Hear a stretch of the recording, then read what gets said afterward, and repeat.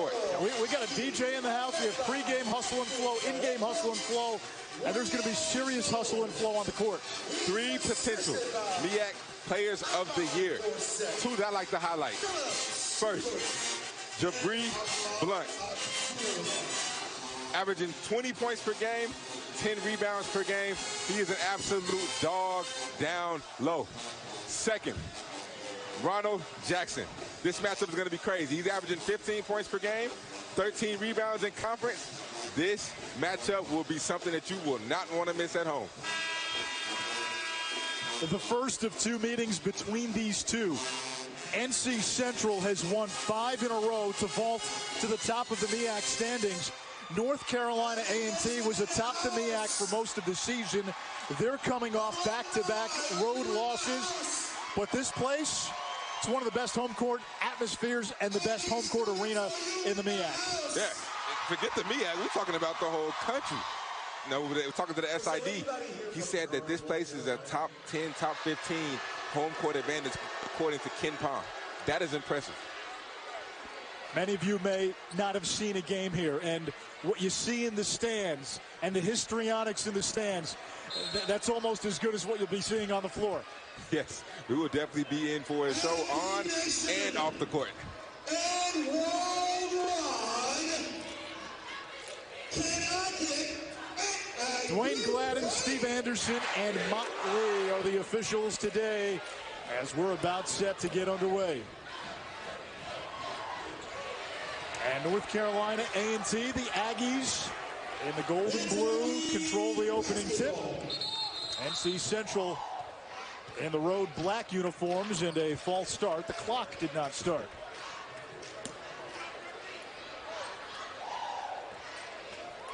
NC Central has been the class of this conference of late. They've won 3 straight league titles. They've been to the NCAA tournament 3 years in a row and 4 of the last 6.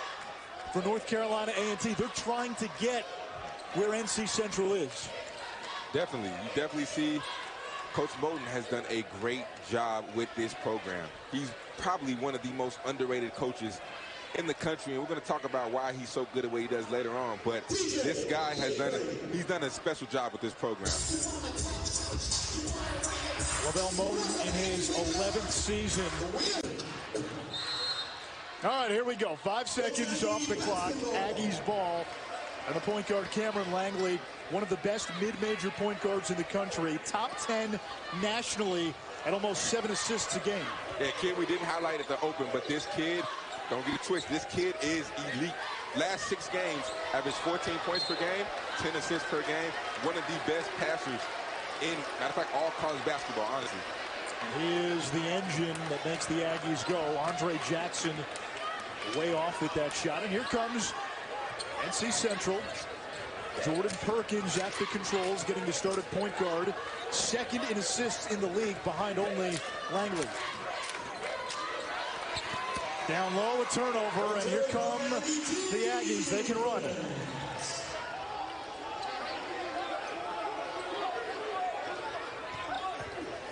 Haygood setting the pick. The lob up top for Quay Parker, a YouTube dunking sensation. That is what Langley does. Langley gets in the paint and is always looking to find the open man. That time, he found Quay Parker for the monster dunk. And we get an offensive foul on Perkins. Cam Langley coming down the lane, able to find a slash in Quay Parker. You might see that a lot tonight, people.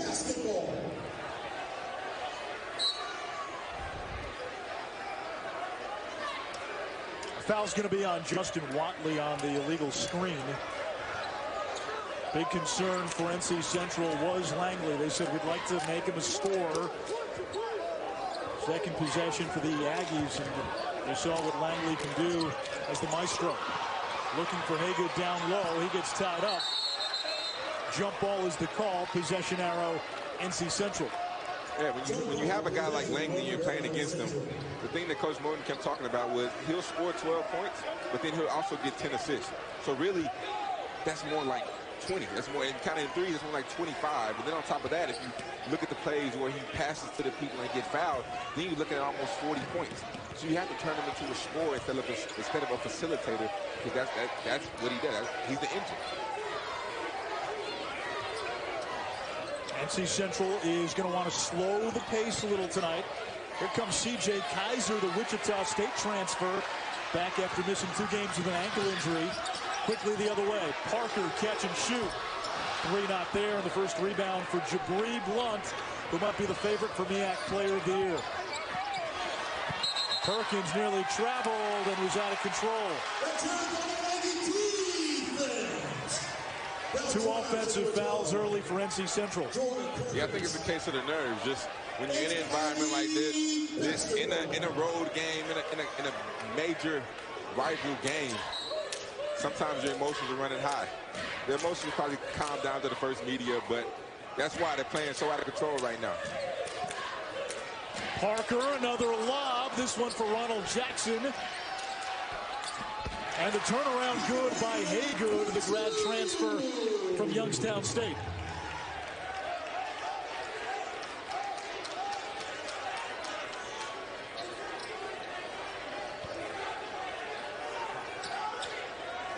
Full court pressure now.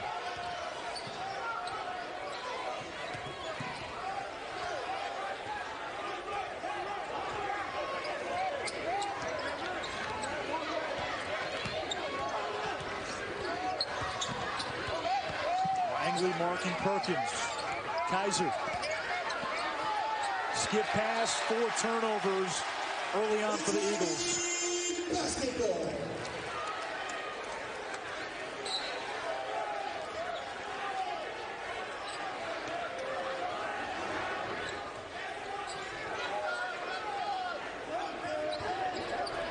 Haygood setting the screen for Langley. Gets it back. Strong to the basket. And a 6-0 run by A&T to open up. Hey, that's a good sign for this A&T team. Devin Haygood has struggled the last 2 games. For him to get 4 quick, easy points, it's a great sign for A&T.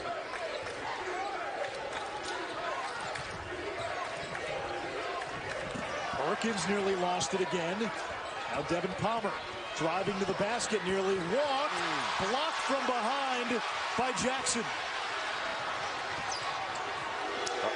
3 on the way, in and out. The follow by Andre Jackson, working at both ends. You can tell A&T came to play.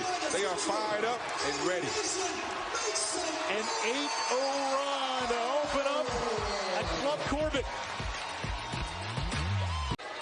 Joyner was in his 4th season before the indefinite suspension, and as Myron said, no word was ever given on why he was suspended.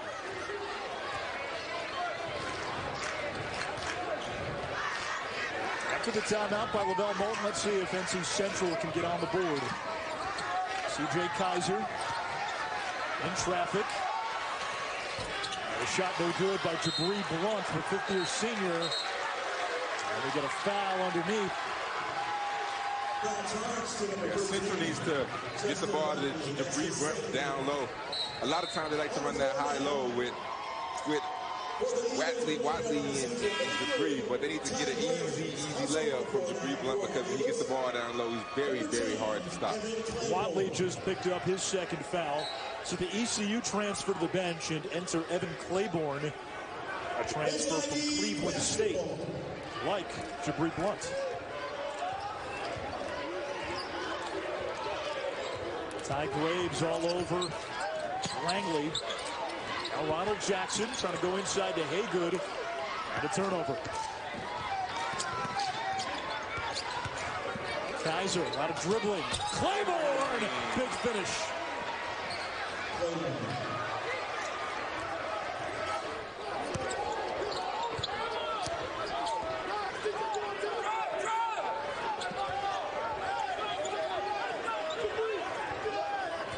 Andre Jackson averaging 14 a game in conference play.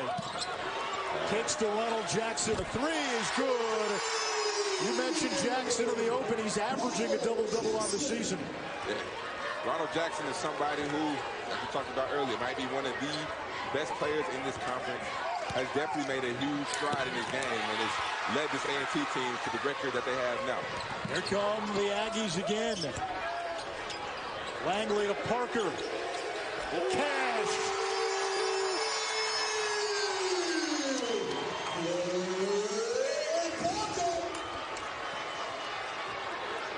Nine points now for NC off of NC Central turnovers. Kaiser. And the rebound by Jackson. Langley is just so in control. So in control. Plays at his own pace at all times.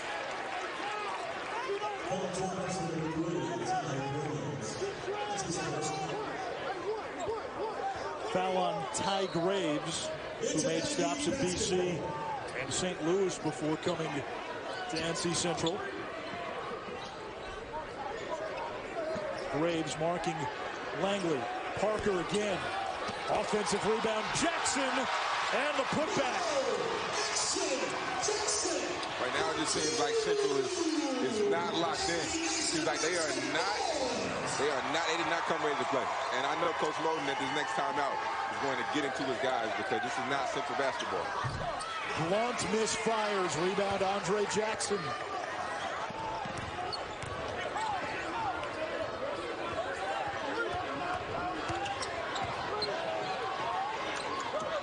Great feed, Langley to Ronald Jackson. You're watching the maestro run this orchestra to perfection. And I love watching Langley play. I'm a huge fan because he's always in control, as you mentioned earlier, and this kid finds the open guy at all times, plays the right way. Not too many times you find basketball players who know how to play true basketball, and that's what he does. Who does he remind you of? He reminds me of a few guys. The first guy that comes to mind, he's not nearly as athletic, but Ja Morant, as far as vision. Blunt will go to the line. When you average 13 rebounds per game in conference, you must be boxed out. And this time, he was not boxed out. Ronald Jackson, that's what he does. Cam Langley, one of the best passers into Ronald Jackson. They're just putting on a clinic right now, honestly. When you have a player as unselfish as Langley who makes the extra pass and gets guys easy looks, what does that do for the rest of the team? It just gives you confidence because you know whenever you're open, at all times your point guard is going to find you. I was a shooting guard. I didn't play point guard. So as a shooting guard, one of the biggest things I look for is a point guard who can give me easy buckets and always hit me on time, on target when I'm open, because when you're open, that's when you feel the most confidence. If you know your point guard is going to find you, the percentages go up, the percentages get higher, you become a better basketball player.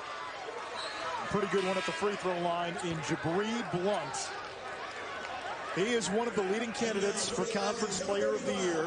His dad is former Steelers great and Pro Football Hall of Famer Mel Blunt, one of the best DBs in the history of the NFL and part of that great steel curtain.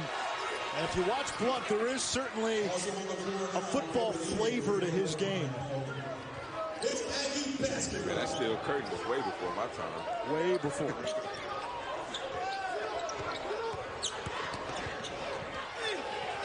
Jackson again, 6 straight buckets made by North Carolina A&T.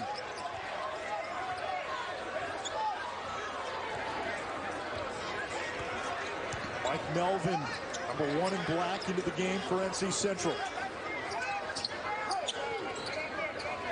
Graves, he's got the green light. Offensive rebound, Claiborne, who stepped out of bounds.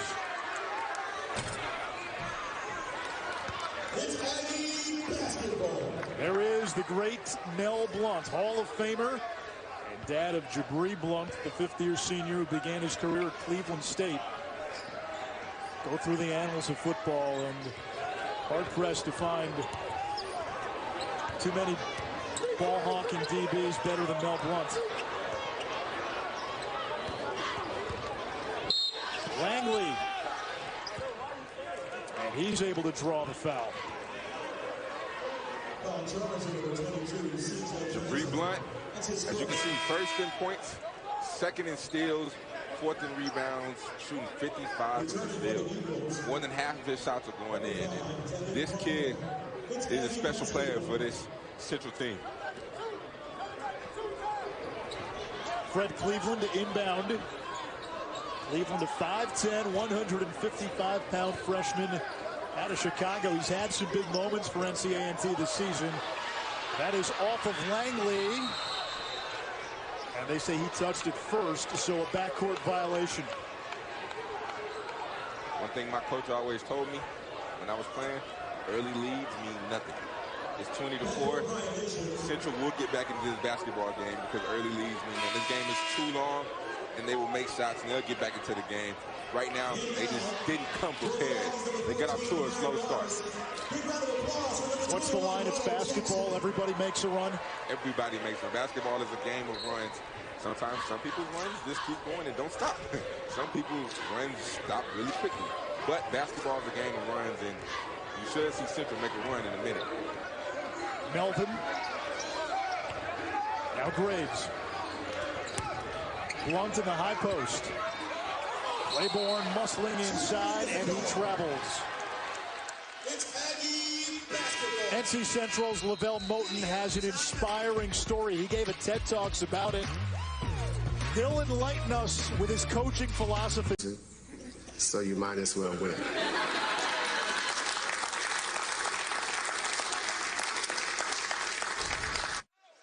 And the context there was when he was interviewing for the NC Central head coaching job, he was asked, what is your philosophy? And those words that you just heard, they were from his grandma, who means so much to him. And she is really the subject of that TED Talks. It was his grandma who told him that when he was just a kid. And he said, I really didn't have an answer, so I went with what grandma taught me. But there is a lot of truth in what you just heard. There's a lot of truth that we see Langley with another great pass, but there's a lot of truth in that. Basketball is not fun when you're losing. And I mean, if somebody would have told me that answer in the interview, that might be my guy, because I like that. He wants to win. He cares about winning, cares about building a culture. As you can see, that's what he does. 3 straight MEAC titles. That's winning. He does not want to, he wants to have fun pretty much, like his coach said.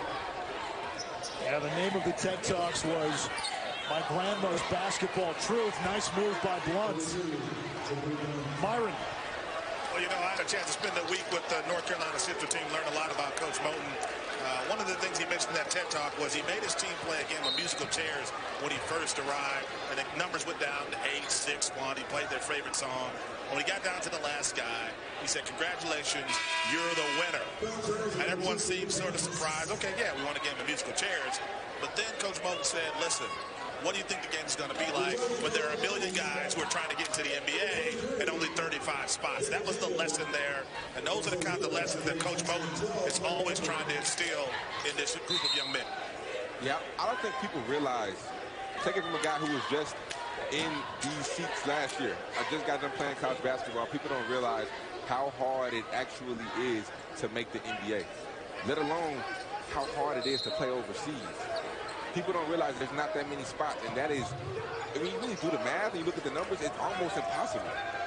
And it's even more impossible to play in college basketball at the Division I level. It's very hard, and anybody who can do it, I mean, it's just respect to anybody. Quay Parker draws the foul. Well, speaking of the NBA, you saw the All-Star break. Finally a great fourth quarter in that All-Star game. Hot defense, blocked shots. But they go at it for real again in games that count in the standings on Friday. Nuggets, Thunder, and then Zion and the Pelicans against the Blazers. And speaking of NBA All-Stars, one in the house, Bam Adebayo, who is from just up the road in High Point. A guy, Bam, also won the skills contest. Hey, he did his thing in that. Held it down for the big man. He did. You know, back to your point, though, about the lesson from musical chairs. When most guys come out of high school, doesn't matter who they are, they all think they're going to the league, right? I mean, that's everybody's mindset. If you look at the guys who are top 100, everybody in the top 100 thinks that they are going to the NBA. And that was you at one point. I'll end up being number 36, but, you know, I thought I was going to the NBA, but Then you look at the guys who aren't even top 100. The guys after that, they still think they're going to the NBA. And I feel like so many times it's the people in your ear giving you a false reality, giving you false expectations, and it doesn't add up. So then once you realize you're not going to the NBA, that's when it leads to bigger things like depression or mental health issues, because you feel like you failed everybody's expectations of you. Foul on Fred Cleveland. I would imagine, though, on an internal level, that's got to be a hard realization, because you probably dreamt of that your whole life. Yeah. And here you are. You went to a school like Baylor playing high major college basketball against the best. That should be a goal, and that should be a dream. You don't want that reality check. I mean, true, but for me, it was more my heart disease preventing me. But, you know, for a lot of guys, it's just work ethic. It's just not being there fully, dealing with distractions, just a whole lot of things that goes into play.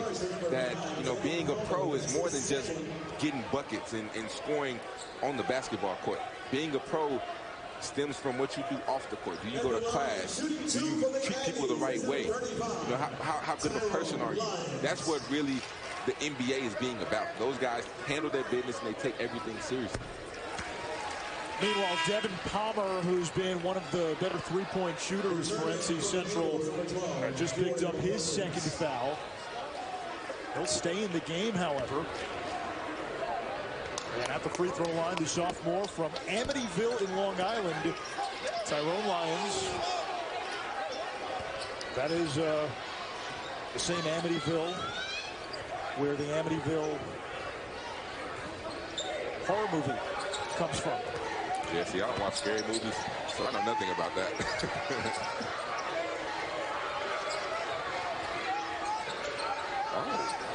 Wow. How about C.J. Kaiser?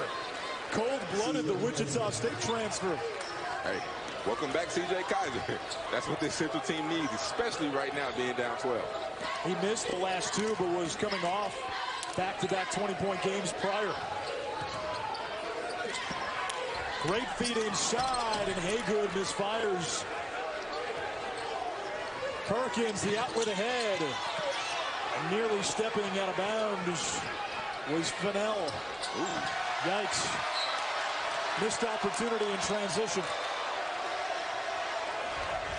C.J. Kaiser, back-to-back 20-point games before he got hurt.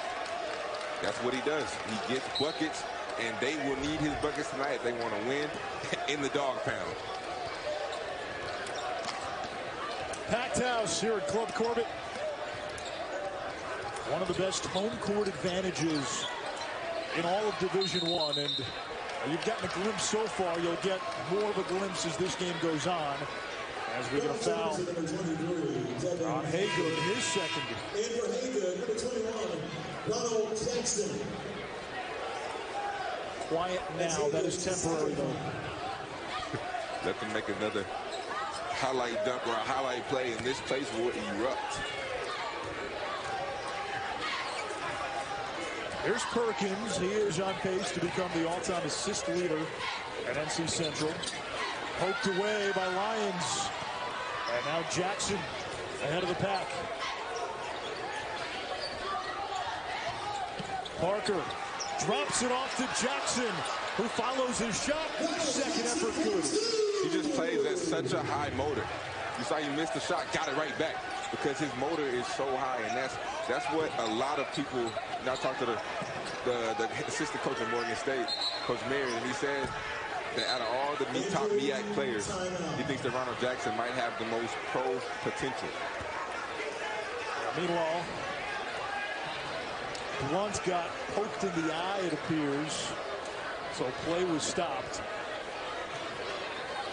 One of the things Willie Jones told us about Ronald Jackson, he gets his points, and you don't have to run offense for him. Yeah, and that's credit to the high motor that he has, because coaches love guys who can score and you don't have to drive something for them. So then when you're not drawing up plays for them, they're still content because they know that they're going to still get their buckets. Because there's a lot of guys. That's at 7. And then at 9, it's Kentucky and LSU and Baton Rouge. LSU starting to slip a little bit. Lost to Vandy in a blowout. Lost to Alabama over the weekend. Kaiser, shot blocked. Lyons snatches it out of the air, and here comes Cleveland.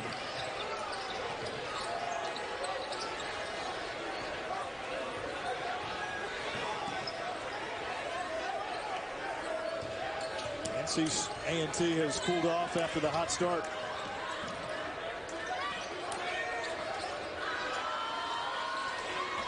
Jackson grazed the rim on the long three. Palmer, back iron, Cleveland to the rebound. Aggies push.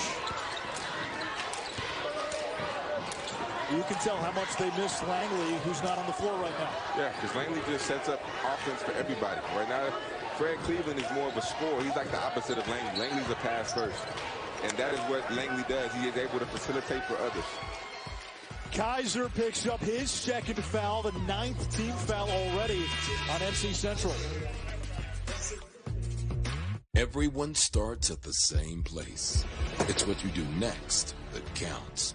North Carolina. With the recent announcement that North Carolina A&T is going to join the Big South, I had a chance to talk to Earl Hilton, the athletic director, about this major move for this university out of the MEAC into the Big South. He said, look, this isn't just a basketball move. This is about every sport at this institution benefiting from the resources that are available to the schools in the Big South.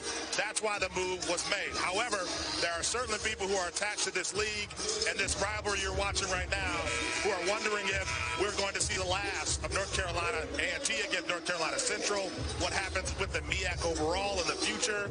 A number of concerns outside of North Carolina A&T about what this move means for everybody involved. The MEAC already lost Hampton a few years ago. Savannah State dropped down to Division II last year.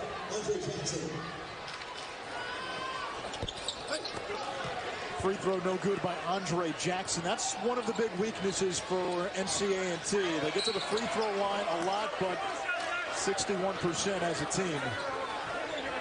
This is what North Carolina A&T's chancellor had to say. Harold Martin, the move makes great sense for our student athletes, for our fans, and for our bottom line. We will always have a place in our hearts for the MEAC, and we look forward to what the new conference will make possible for the Aggies. But, Myron, you alluded to it. What does this move mean for the future of the MEAC? Well, I think that's the big question, because obviously North Carolina A&T is an important part of this league. I think that's what a number of people affiliated with this league are wondering and questioning. You see the atmosphere here. It's hard to recreate this without North Carolina Central and North Carolina A&T.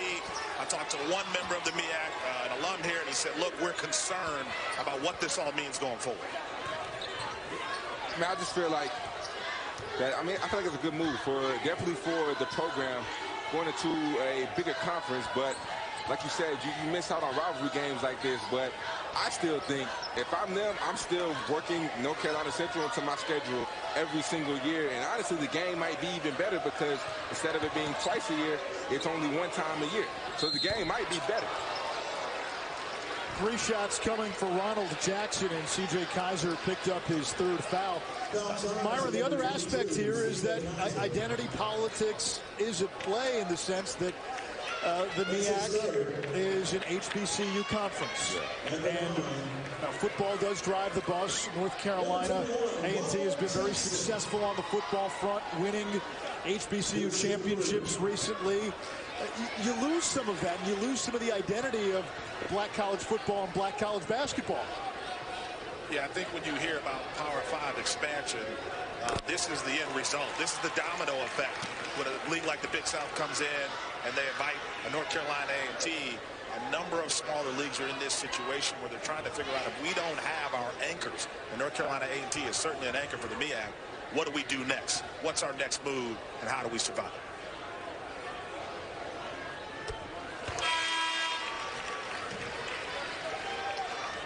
Returning for the Eagles, number 3, Ty Graves, and number 10, Evan Claiborne. Ty Graves and Evan Claiborne back in for NC Central.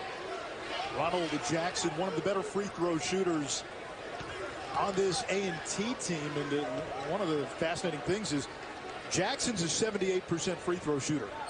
The other 4 starters, all 55% and below. Man, if that's my team, that's all we're doing. We're not leaving practice till everybody makes 10 free throws in a row at least. 61% as a team, bottom 10 in Division I. Triple team down low, and Palmer sneaks it through. I remember, matter of fact, I got that from Coach Drew. We used to have a thing, if you didn't shoot a certain percentage from the free throw line, you're part of the free throw club. You can't walk out the gym until you make at least 10 free throws in a row. And fortunately, I was never in the free throw club. But you don't want membership in. But some of my teammates would be in the gym for an hour after practice trying to make these free throws. And we get a foul. Foul charge to number 11, Tyler May. First foul on Tyler May. Again, a reminder, Super Tuesday tomorrow. Purdue and Wisconsin both looking to stay off the bubble. That game at 7. Then it's Kentucky and LSU at the Maravich Center at 9. They played a thriller when they played earlier this month. Not a good pass there by Palmer. It's intercepted. Now Langley back in. There's the lob, and Parker could not hang on to it. This place was ready to erupt. Graves drive and kick. Back to Graves, open for 3, way off. That's good basketball, though. Active hands down low. And a foul on the floor. Palmer was part of the scuffle for the loose ball. The foul's going to be on Lyons.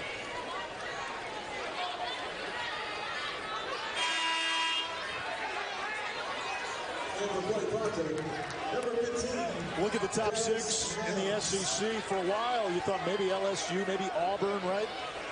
Kentucky back on top as usual. Yeah, Auburn, and really just Auburn not being ranked right now that's crazy. One time people thought they were the best. Willie Jones just called a timeout. Quick little photo bomb there. Did you catch that?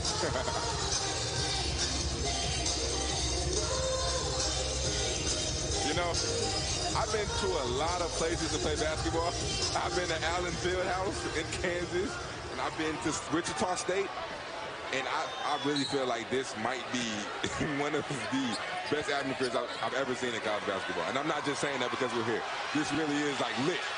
Well, just wait now. Langley the basket.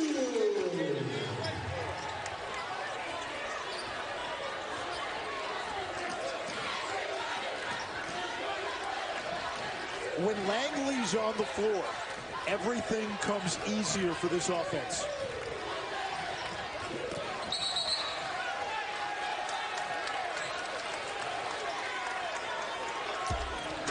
Cameron Langley, we talked about him a little bit, makes the game easier. Little Rajon Rondo type feel, the way he's dishing out dimes. But that is what this young man does. One of the most underrated point guards in all of college basketball. A name that you need to know because this guy can play basketball. Well, this is a tough spot. Jabri Blunt just picked up his second foul. So he goes to the bench. That's NC Central's best player. Still 4.5 to go in this first half, and the Aggies looking to extend a 17-point lead, and Jackson fires up this crowd a little more. That's the high motor we continuously talk about. His ability to get off the ground like a pogo stick. His jumper is so quick, and that translates over to professional style of basketball. 16 points in the first half for Ronald Jackson. He's outscored the opposition by himself. Palmer's 3 rims out.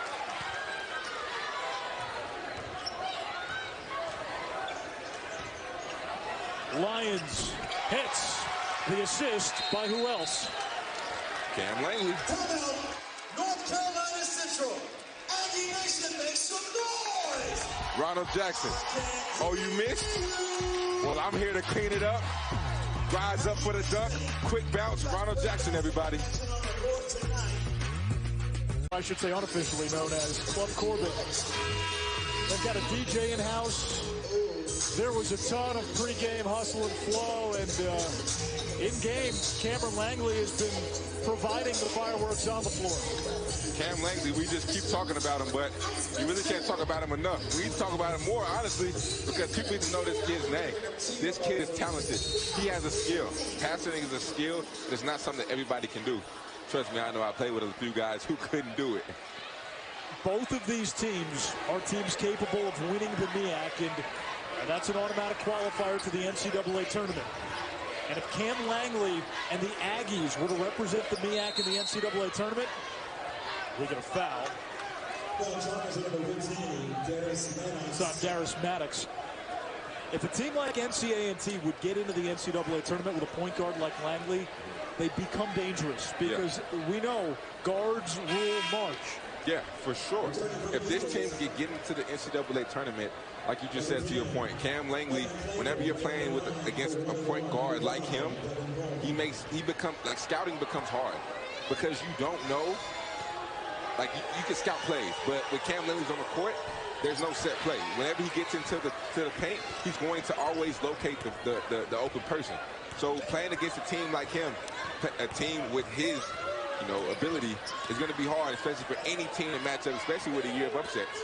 In a year where anybody could beat anybody, again, the Aggies are probably looking at a 15, 16 seed in that range, so highly unlikely, but again, in this type of season where we expect March to be madder than usual, that's a guy you don't want to play. Nah, I definitely would not want to see him just because of his passing ability. And he can also score. We keep forgetting about that, but the kid can get to the cup. He doesn't shoot the three well, but he can get to the cup and he can score. Palmer traveled. Well, speaking of upsets in the tournament, the MEAC has had a few.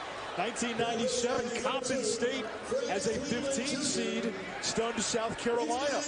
Remember Hampton taking down Iowa State? That was in 2001. That was the Marcus Fizer team.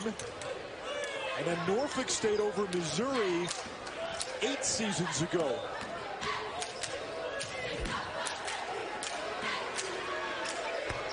The three is good. Fred Cleveland, the freshman, he's a streaky three-point shooter. Largest lead for A&T. It's something we definitely didn't expect to see. No. Open three, deposit slip for Nicholas Fennell. That's how you know they're struggling. Nick Fennell does not score the ball and is primarily a defensive player. And he just banked in the three. He's now struggling for buckets right now. He's now 5 of 26 from three. And that's one way to get back into the game. Fast break basket by Perkins, who averages 7 a game. Now they're making Langley give it up in the backcourt. Yeah, I mean, I think that's smart. I think how you defend a guy like Langley is you make him, when he comes up to pick and roll, you don't help.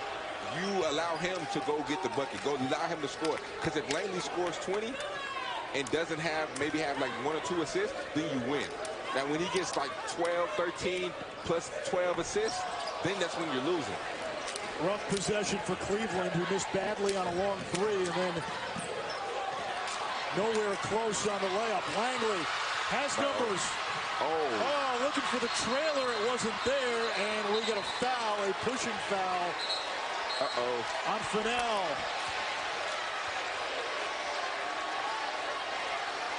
Now they're going to separate the players. Foul charge to number 24, Nicholas Fennell. And that spot, if you're the trailer, you've got to know he's giving it up, right? I mean, I'm surprised that nobody, honestly, that's me. I'm going to get the ball.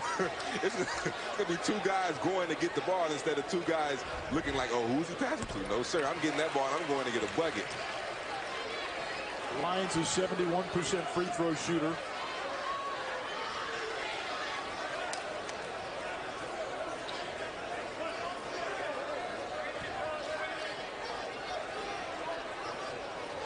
The Aggies have led by as many as 24, 1 out of 2. And it will stay with A&T.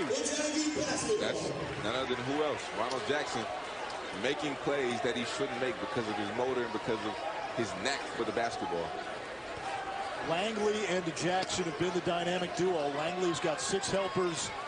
Jackson 16 points, 6 rebounds here in the first half.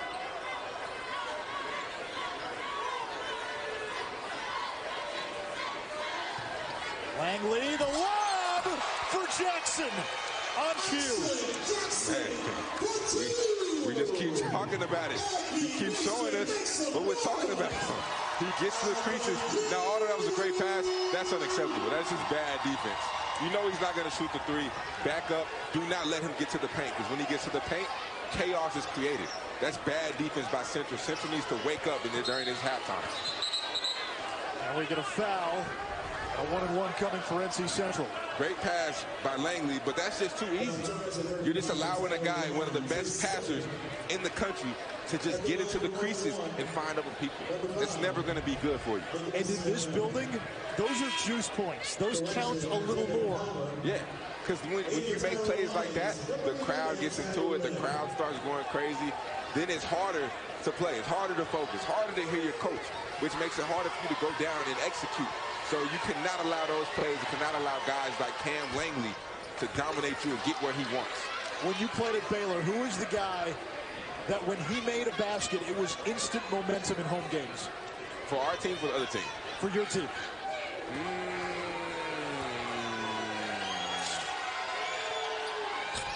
My last year, I think it was probably myself or Makai Mason.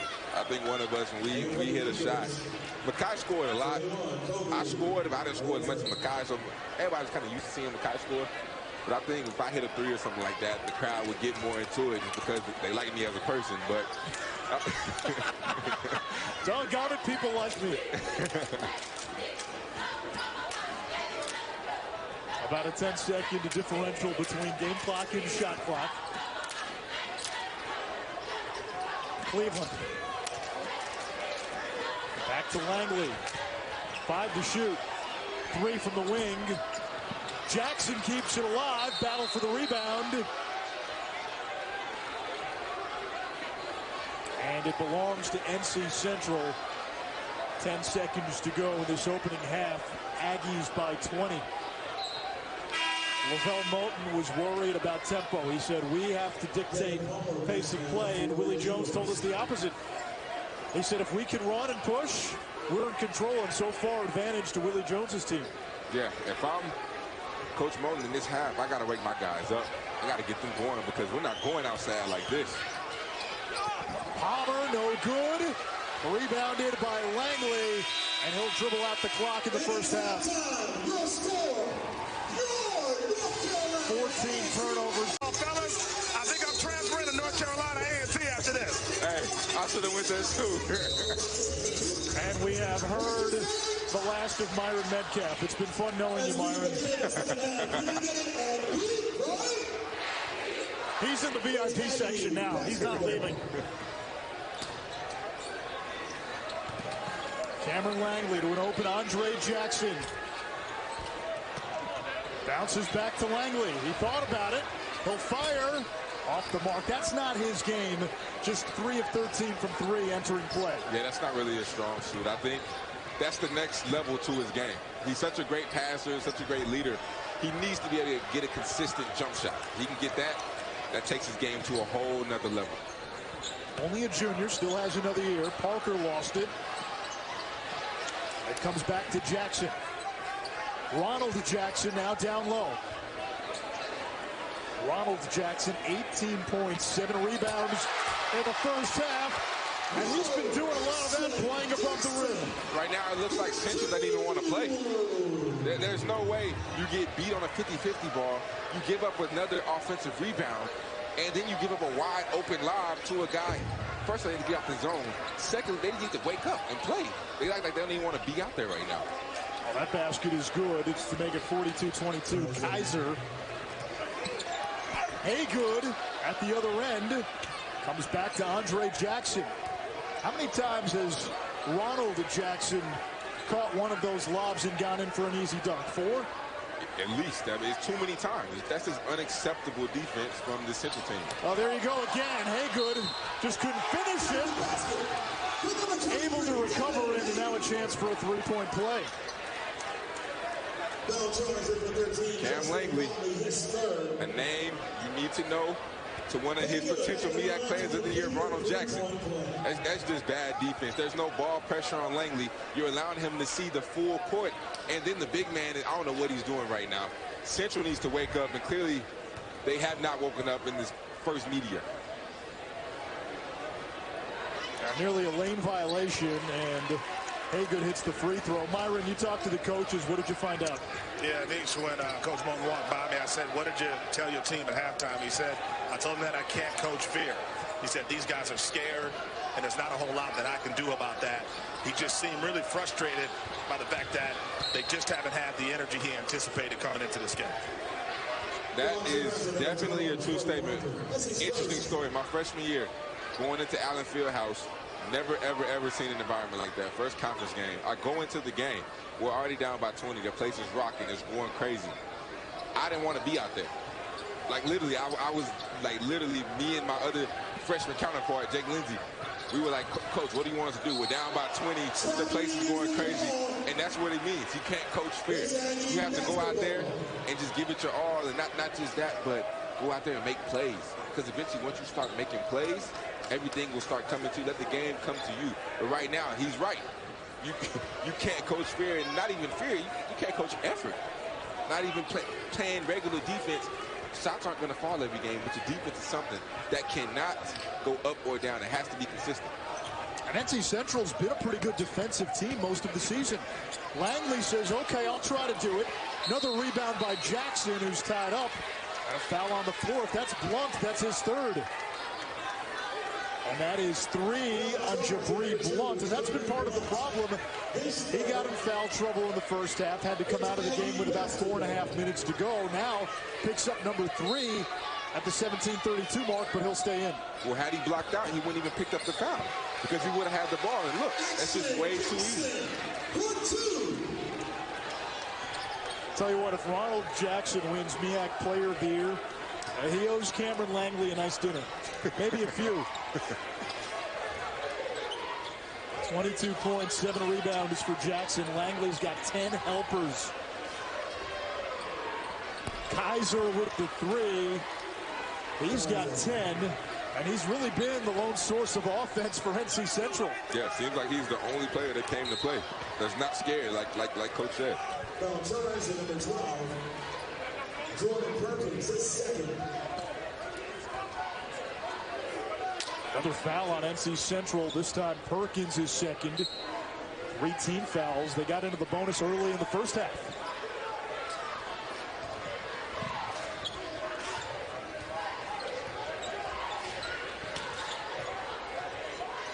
Ronald Jackson setting the screen for Andre Jackson. They tried it again. Now on the run out. Perkins drops it off to Blunt. I might have gotten away with something there. Yeah, that was an interesting move by Perkins, but refs didn't call it. Parker. And again, the Aggies just quicker to all the 50-50 balls. Langley down low, puts it in. You're right, the effort hasn't been there, the hustle hasn't been there. It's not what we expect from NC Central, which is a hard-nosed defensive team.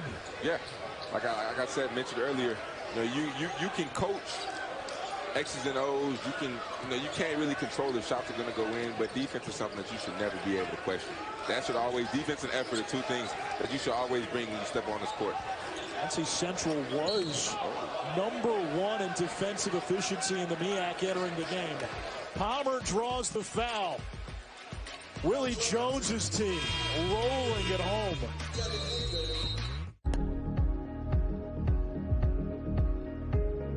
14th game as head coach. Myron, you've been following this story. What's changed since Jones took over? You know what? Not much in terms of who he is as a coach. He told us before the game that he didn't change a whole lot about his approach, his demeanor. He wanted to make sure the guys knew who he was. But one of the things he did emphasize is that he said, look, if you guys give me 90 minutes, we don't have to practice for 2 hours or 2.5 hours. I'll trust you if you give me that hard work. And it seems like his approach, his scheme, after Jay Joyner was suspended, is working for this group. What are the chances Jay Joyner coaches this team again? In a conversation with Earl Hilton, it sounds like the next step is the university review process, and they'll decide from there. So that answer is one that we don't know. But I can tell you this, the longer this thing goes, the less likely it seems we'll see him again. Yeah, it's been a situation and a suspension without a lot of details. No reason has been given for Jay Joyner's suspension. All we know is that he's been suspended indefinitely. It started in late December. Willie Jones has been the acting head coach. And listen, up until about a week ago, this Aggies team was 8-1 in conference. They lost 2 straight entering today, but those were road games in conference. Yeah, it's interesting story, but the team did not let, as you see a 3 by Quay Parker, the team did not let the coach's suspension change who they are and change how they play. Willie Jones has done a great job with this team taking over.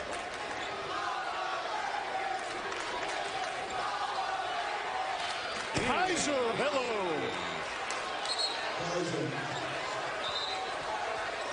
Now, it's just me. But I know you got a nice dunk, but you can't look at the guy and put your finger to his mouth when you're down by 21. I mean, that's just unacceptable. You can't celebrate when you're down by 21. You celebrate losing? Like, what you celebrate? I mean, you can, but it's not going to go over well. Probably with your own team as much as the other team. Like, good dunk. That's what you're supposed to do. You're supposed to go out there and dunk. But what you're really supposed to do is win a basketball game. Get back on defense. Haygood. And the rebound by Palmer. Now Perkins. NC Central picking up the pace a little. Palmer for 3. No good. He did not attempt a 3 in non-conference, but he's actually been a pretty good three-point shooter in league play. Watley corrals the rebound. East Carolina transfer. Perkins around Parker. Drops it off to Blunt. Blunt following his shot in there with the 3 fouls. From the corner. Out there. Up ahead to Haygood. Finger roll is good. You get offense from Haygood, it's a bonus. That is a bonus because he has struggled the past 2 games. So anything you get from him offensively is a good sign for this team. Perkins strong to the rim. Ronald Jackson crumbles to the floor. Meanwhile, Haygood is leaving the floor at the other end, bleeding from the chin, so he is going to the locker room for treatment.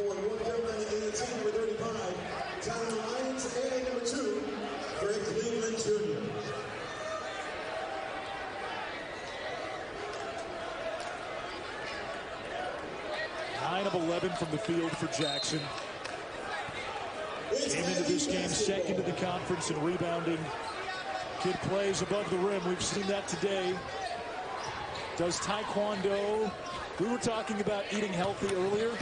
Jackson is on a plant-based diet. A plant-based diet. So, I'm not a nutritionist, but what does that consist of? I would imagine foods that have a plant base. But like, what is an example of the food? I can't even think of what, like lettuce or like spinach. I don't eat healthy enough to really know that, but thanks. Because me, I would never, ever eat a plant-based diet. Tell you what, I mean, he looks good. It's a chiseled physique. No, he does. I mean, credit to him because he's strong. Because I like fried chicken too much. Catfish. I go over to my grandma's house a little too much and eat a little too good over there.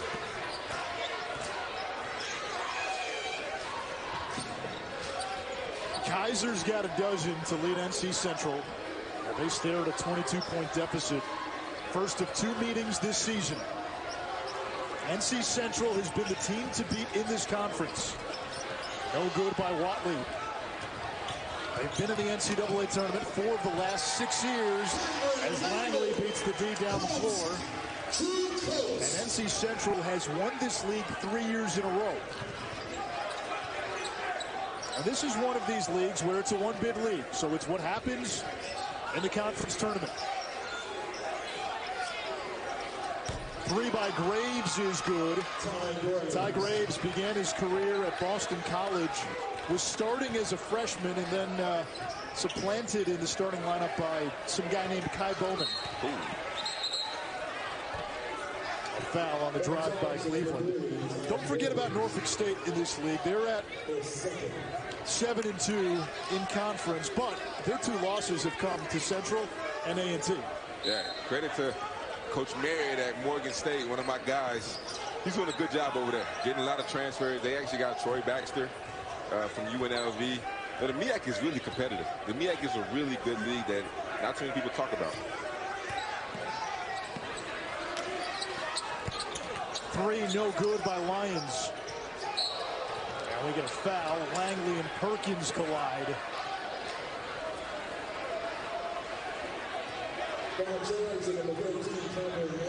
As we told you, NC Central has won 4 of the last 6 tournament titles, including 3 in a row. Hampton won it in 2016 and 2015. They have since moved on from the league, leaving for the Big South in 2017.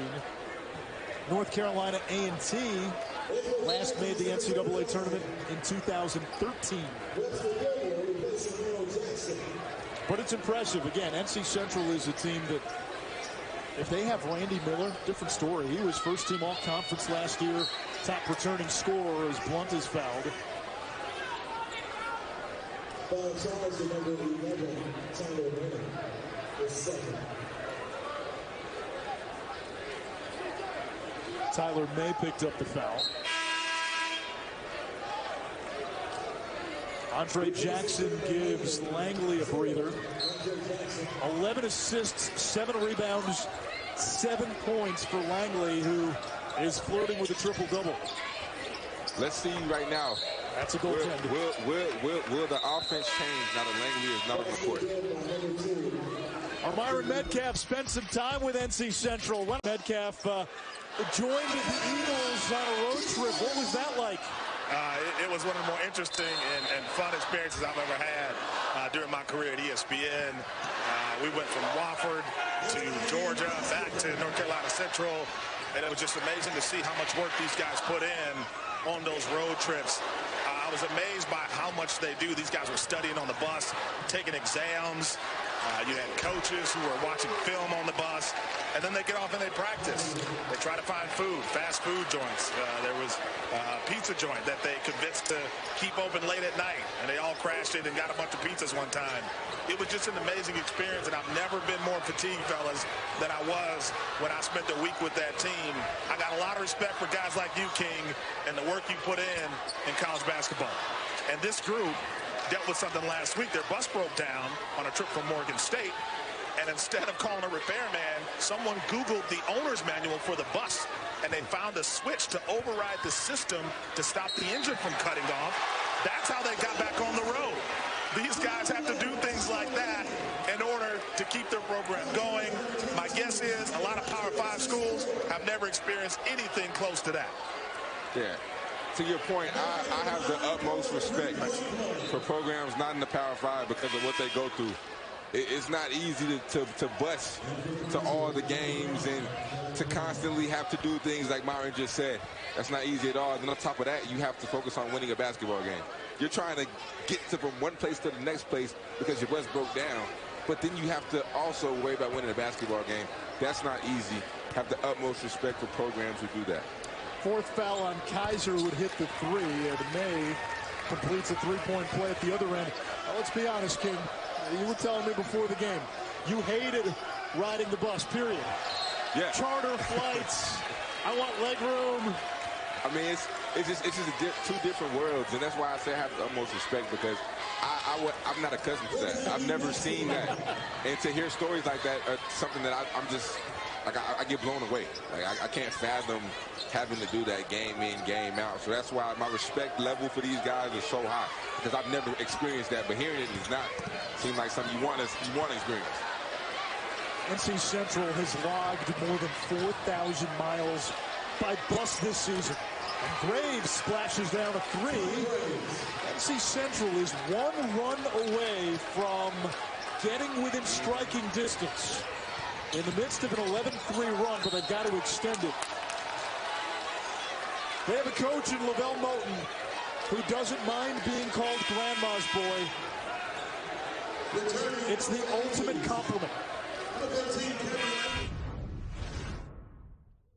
And I told my grandma, I said, Grandma, the light has went off for me. I'm going to use this basketball and I'm going to take care of you. I'm going to buy you this big house. I'm going to get you this nice fancy car. And she looked me directly in my face and she said, I want you to know something. The two most important days of your life is the day that you were born and the day that you figure out why. And when you leave this earth, if people remember you as a basketball player, then you've done a poor job of living. His grandma's advice permeates through Lavelle Moulton. His grandma is alive in Lavelle Moulton. You see that. That was part of his TED Talks, which was called My Grandma's Basketball Truth, and life lessons that he learned growing up with his grandmother, who was very much a maternal figure and even a paternal figure for him. He told us his dad left when he was 4, and his dad's dad had left his father, and he wanted to break that cycle. Grandma set such a great example as a role model for Lavelle Moulton. Yeah, I mean, just you saw the TED Talk, but like I mentioned earlier when we were talking to him before the game, the way he talked on the TED Talk is the way he talks in his everyday life. He has so much wisdom. And me as a young guy, I almost didn't want to talk at all because I just wanted to listen to him and gain knowledge, because he's a very, very wise man. And the way he talked on that TED Talk is how he talks in real life. And he's somebody who I look up to, honestly. I got his number afterwards and told him that, you know, you really inspired me. I haven't even known you that long, but you've inspired me as a man. So when NC Central won its first MEAC championship, 2014, there was a great shot captured by our ESPN cameras at the end of the game of Lavelle Moulton crying. And people asked him, why were you crying when you won that MEAC championship at the end of the game? And he said, I heard my grandma's voice. That was the voice that he heard in that crowning moment. And remember, this was a guy, when he took the job, it wasn't like he had universal support. Even though he was an alum and a decorated player, he didn't really have a ton of coaching credentials and head coaching credentials, especially at the major college level. And so people were skeptical. He made a promise when he was hired. He said, I'll beat an ACC team within 5 years of taking the job. 5 years into the job, he beat NC State. Hey, he delivered on his promise. And another thing that stood out to me in the TED Talk was when he first got the job, that athletic director basically wanted him to go eat with some people who were not a big fan of the choice to hire him. And he told the athletic director that he was not going to do that because he doesn't want to prove anything to anybody, and he's not going to please everybody in a sense. He said they talked about Jesus, so of course they're going to talk about him. And that's very true. And he's more wisdom for Coach Moulton. How about Troy Parker, the eraser?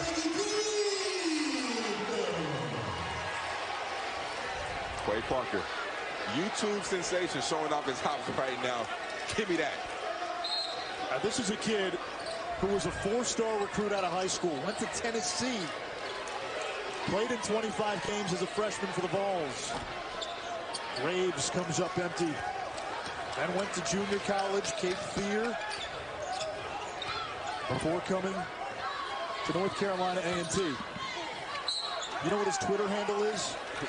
I jump too much. Man, I used to literally sit there and watch his YouTube videos, watch his YouTube dunks in class. Not a big guy either. He's only 6 feet tall. Yeah, real short, but his dunks that he used to do were absolutely crazy. And now you watch that free throw by Langley, 54%. And that's one of the reasons, one of the criticisms against him. And we're nitpicking. Sometimes he goes to the rim. He can be too unselfish. You wonder if that's part of it because you know you're not a good free throw shooter. Yes, but I just think that that's the next level for his game. Because when you look at terms of pro potential, he can pass at an elite rate like a pro. He controls the game. He can manage the game. But he just can't shoot. And I think that's going to hinder him from being a pro, as we see great hustle on the court. But I feel like that's what's going to hinder him. If anything hinders his game, that's what hinders his game from taking it to the next level. Parker just picked up the foul.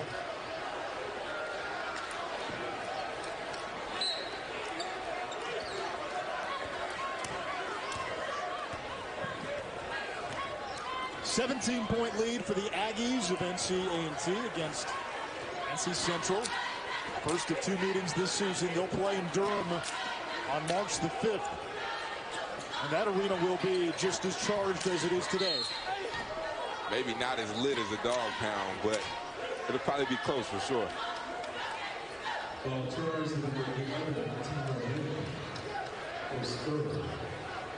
Third foul on May. Now that's the game. It'll be on ESPNU on March 5th, and the MEAC Championship will be on ESPN2 on March 14th.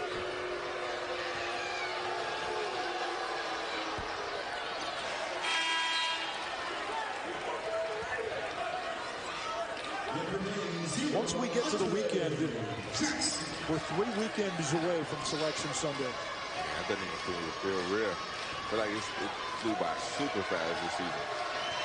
Your Baylor Bears looking at a #1 seed and potentially the #1 overall seed. Right now, they are the consensus best team in the country. Yeah, I agree. I think they're the best team in the country, not just because I went there, but it's true. I mean, they have a big game this Saturday against Kansas. That'll definitely be able to determine a lot right there, what they do on Saturday against the Jayhawks. Yeah, big game. And Kansas is run atop the Big 12. Palmer nearly traveled. And we'll get a reach-in foul on Jackson. 7:44 to go in regulation. North Carolina A&T up big. They lose the environment you get from some of these MEAC games in North Carolina Central and North Carolina A&T. That is what some of the alums of this conference are worried about. But you also look at what I did with North Carolina Central on the road with them, going to fast food joints, traveling thousands of miles by bus. North Carolina A&T hopes to avoid that with the move to the Big South. I talked to athletic director Earl Hilton, and he said this move is about resources for every program at our university. It's going to help all of us. It significantly will cut down on travel, and the move to the Big South will come next July. So 1 more season in the MEAC for NC Central, and this is a founding member. It hurts, or I should say NC A&T, a founding member. And they've had athletic prowess in a number of sports, a renowned track and field program, a women's college basketball, men's college hoops, college football. It's a blow to the MEAC, and it's a blow for the future livelihood of this conference. Yeah, definitely. Anytime you lose a power in your conference, that'd be like the Big 12 losing Baylor. Like, it's just anytime you lose a power in your conference, it definitely is a blow. But NC credit to them because that's a smart move. It's a good move for the school and the program.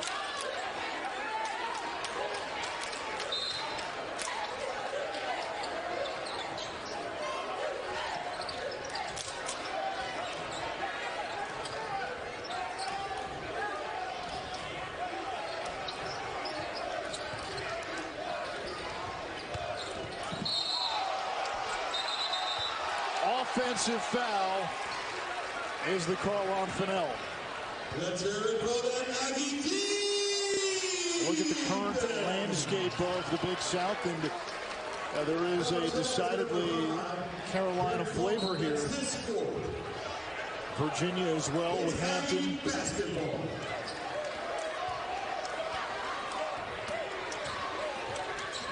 And A&T will be part of that in July of 2021. Rare miss for Ronald Jackson, but guess what? He follows his shot. 24 points for Jackson tonight. Blunt for 3.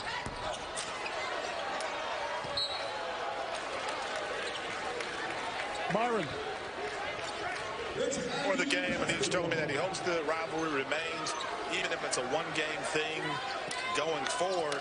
But I've also talked to other members of North Carolina Central who said they're concerned that North Carolina A&T will want this going forward because the ball's kind of in their court. So it'll be interesting to see what happens going forward. But I know North Carolina Central hopes to preserve this rivalry.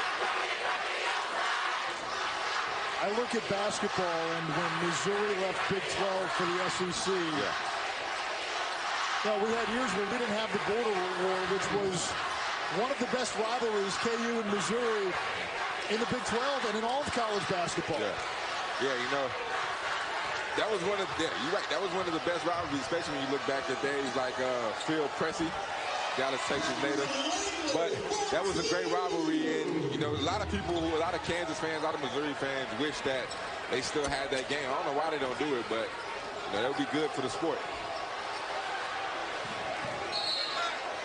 I believe they've gotten that back, so they have come to Sports Center tonight after Iowa State and Kansas with Kenny Mayne and Michael Eaves. They'll talk with former Kansas big man Joel Embiid, plus Dwayne Wade talks retirement and family with Rachel Nichols, and post-race reactions from the Daytona 500. Cameron Lake and the Atmosphere King. We were told you're going to see things tonight you've never seen in a basketball game, and somehow that was an undersell. Man, oh man. You know, I've seen a lot of this in high school. This brings me back to my high school days, but at Baylor, you would see none of this at this game. Chip and Joanna weren't dancing in the aisles? Not even a little bit. Oh, how about Ronald Jackson? Nifty move down low. He's got 26.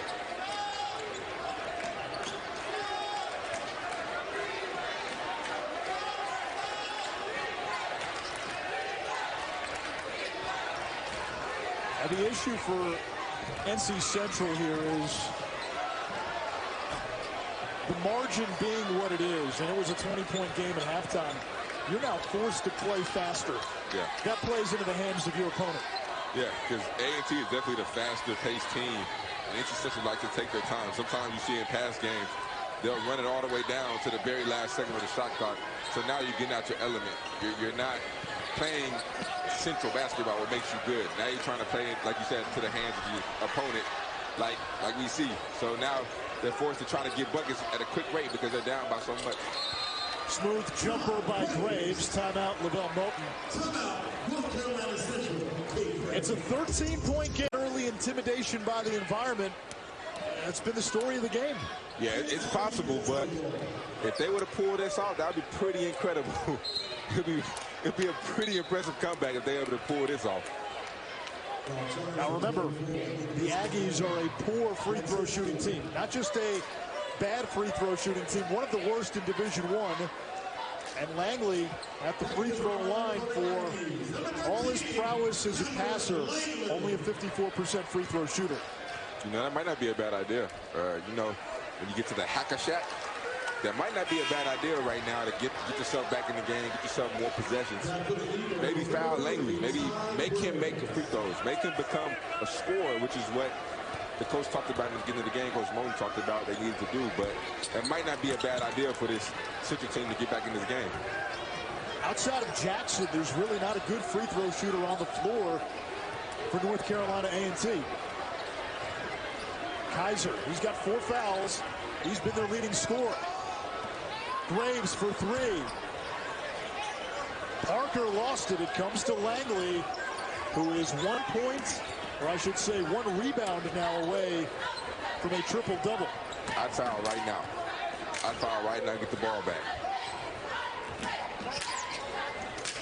Kick to the corner.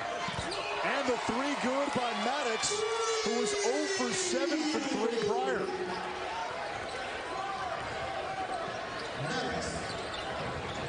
Palmer cannot answer. And Langley has himself his second triple-double of the season. That is impressive. We talked about him. We've been highlighting him. And he's showing everybody why. Oh, that's tough. And 1. And a dagger.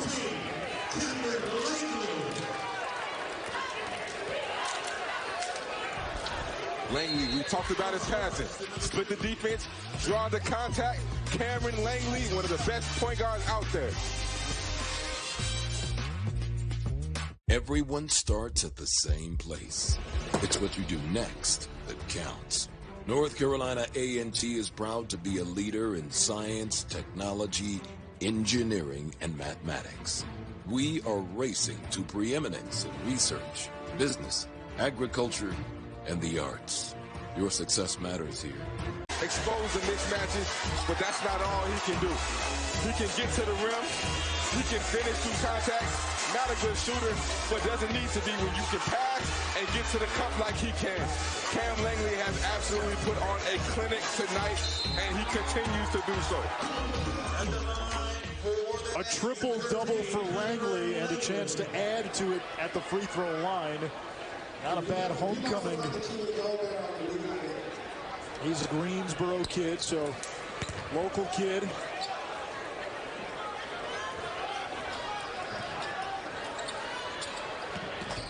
And that three falls.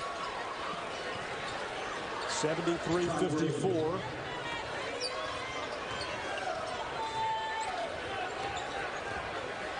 Guarded by Perkins, who's also from Greensboro. That's where we are tonight. The Corbett Sports Center, home of the Dog Pound. Myra Metcalf has made a lot of friends there tonight.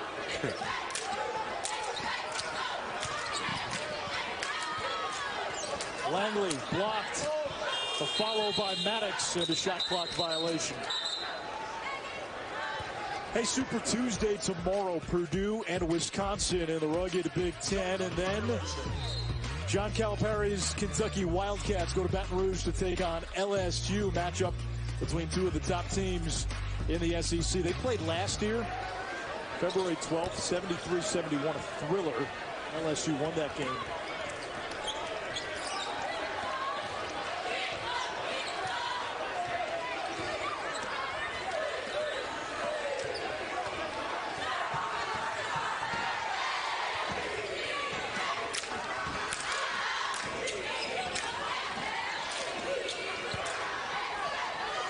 Jackson, the turnaround, yes, he's got 28.